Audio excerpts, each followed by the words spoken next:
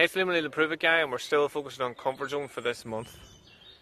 So whenever you're doing things that take you outside your comfort zone, or whenever you're helping other people get outside their comfort zone, something really important to remember is that you will make mistakes, and you shouldn't focus on those. You should try to learn from the mistakes and move on. You'll make a mistake for yourself, which you'll feel bad about or guilty about, but sometimes what people feel worse about is whenever they help someone else, and then that someone else makes a mistake.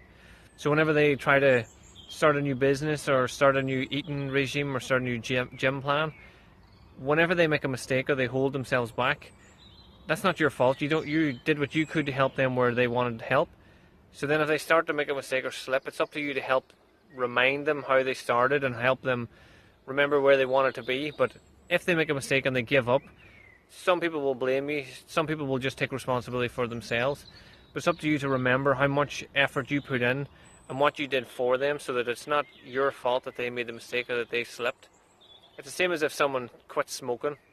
Someone can quit smoking and go on for months and weeks and years and never smoke again, and then something happens that triggers them back in, and then they just automatically start smoking again. That doesn't mean they failed. They lasted for years or weeks or however long it was. There's just a new trigger that caused that stress that made them start smoking again.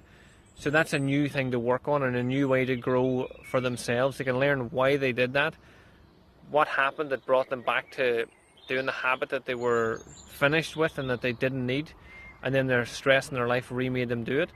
So then they can use you as a friend to support them to come over that habit, or they can do it themselves without your help.